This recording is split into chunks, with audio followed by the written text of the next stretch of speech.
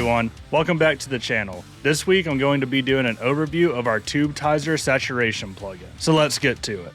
Alright, so whenever you first open Tubetizer, you're going to be greeted with the familiar Kiive top bar.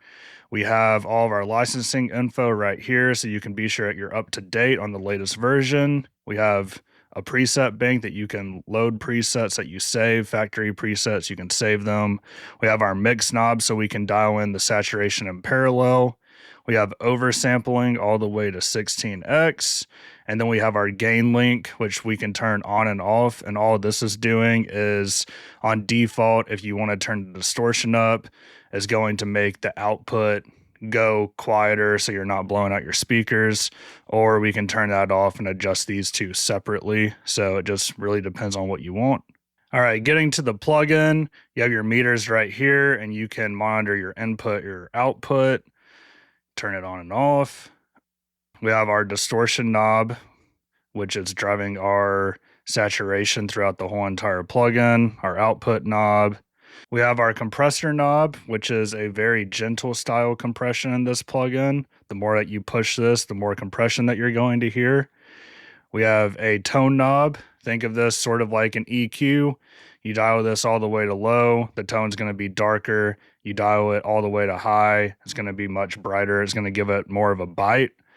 We have our sidechain filter, so you can adjust this, let's just say to, I don't know, 80 hertz. So anything under 80 hertz isn't going to be saturated with the tube saturation. And then we have our even and odd knob. Turn it to the left to hear more of the odd harmonics. Turn it to the right to hear more of the even harmonics and saturation. Below the picture of the tube, we have our three different saturation styles. We have triode, which will give a more smooth and rich sound to the distortion. We have pentode, which is a lot more aggressive. And we have plus iron. And all that is a tube saturation combined with a transformer saturation, all in one. Now that's the basics of the plugin. Let's set this back to default, and I'm going to dial this in on a bass. All right, this bass already came to me a little bit distorted and a little bit compressed. So we're going to see if we can bring a little bit more attitude out of this bass. So let's listen to it and start dialing this in.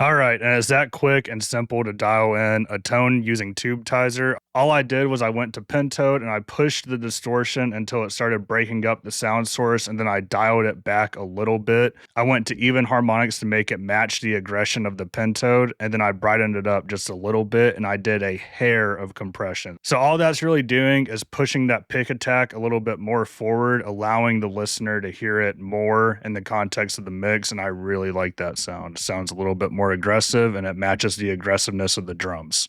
All right, now let's listen to this before and after, and I'll also play it in the context of the mix.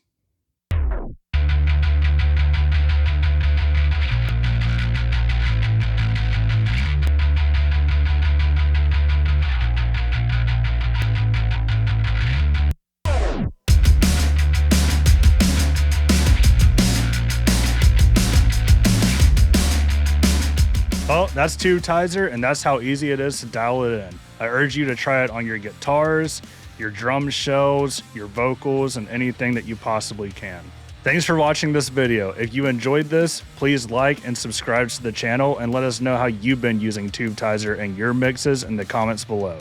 Thanks for watching, and we'll see you next week.